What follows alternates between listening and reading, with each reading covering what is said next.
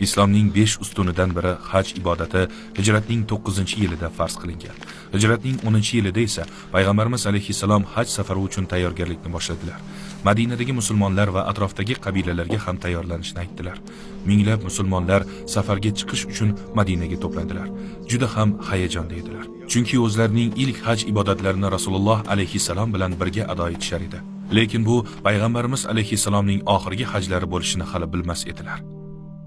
Zulqa'da oyining 25-kunida 40 ming kishilik karvon peshin namozini o'qib yo'lga tushdi. Rasululloh boshchilik qilar edilar.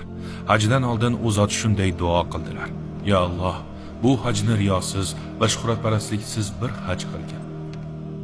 O'zlari bilan qurbonlikka 100 ta tuya olib kelishdi. Taxminan 10 kunlik yo'ldan so'ng Zulhijja oyining 4-kunida Makka ga yetib kelishdi. Yaman va boshqa hududlardan kelgan musulmonlar ham qo'shilgach, ular 100 mingdan oshib ketdi. Bu qanday buyuk qalblar fathidir.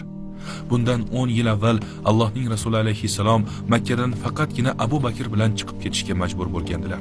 Endi esa 10 minglab musulmonlar bilan Makka ga qaytayotgan edilar. Bunga na bir urush, na bir qilich bilan erishib bo'lardi. Gap qilishda emas, qalblarni zabt etishda edi. Allohning rasuli xotirjam edilar.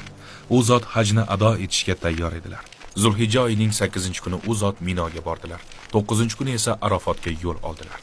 O'sha kuni tushdan keyin Arafot vodiysining o'rtasida u zot o'zlarining vido xutbasini o'qidilar.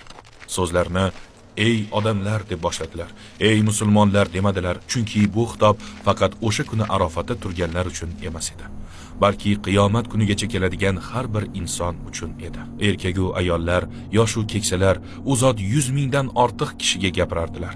Ular orqali kelajakdagi barcha avlodlarga murojaat qilardilar. O'z nutqlarini ushbu so'zlar bilan boshladilar: "Barcha hamd va sanolar Allohga xosdir."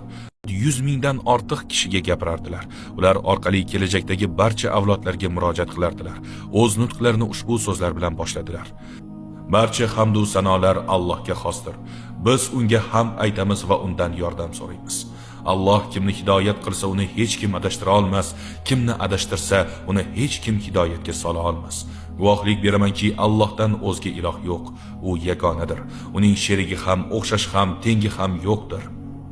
Yana guvohlik beramanki, Muhammad uning bandasi va rasulidir. Ey odamlar, so'zlarimga quloq soling. Bilmayman, ehtimol bu yildan keyin sizlar bilan bu yerda boshqa uchrashmasman. Ey odamlar, mana shu kuningiz, shu oyingiz va shu shahringiz Makka qanchalik muqaddas bo'lsa, jonlaringiz, mollaringiz va nomusingiz ham shunchalik muqaddasdir. Har qanday tajovuzdan himoyalangandir. Sahobalarim, ertaga Robbingizga ro'baro bo'lasiz. Shubhasiz bugun qilgan har bir amalingiz haqida so'ralasiz. Mendan keyin bir-biringizning bo'g'zingizga tiq tutib kufrga qaytmang. Bu yerdagilar eshitganlarni yo'qlarga yetkazinglar. Ajab emaski, yetkazilgan kishilar buni bevosita tinglaganlardan ko'ra teranroq anglasalar. So'ng birinchi bo'lib ribo haqida gapirdilar. Aytdilarki, sahobalarim, kimning huzurida omonat bo'lsa, uni darhol egasiga qaytarsin. Bilingki, riboning har qanday ko'rinishi bekor qilindi. Bu Allohning buyrug'idir. Men bekor qiladigan birinchi ribo amakim Abbos ibn Abdumuttalibnikidir.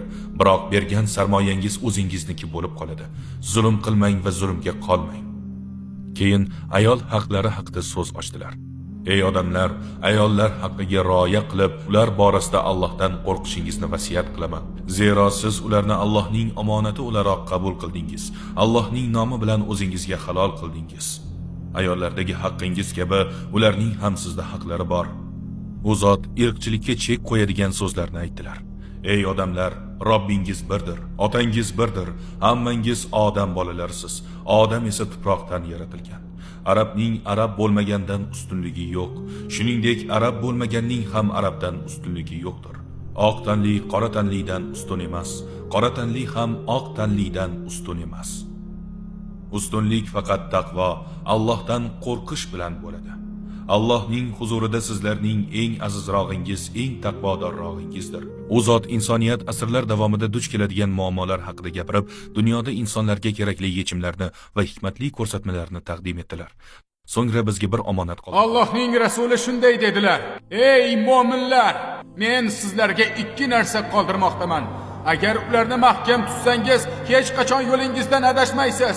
Bular Allohning muqaddas kitobi Qur'on va uning payg'ambarining sunnatidir. So'ng u zot sahobalarga bir savol berdilar.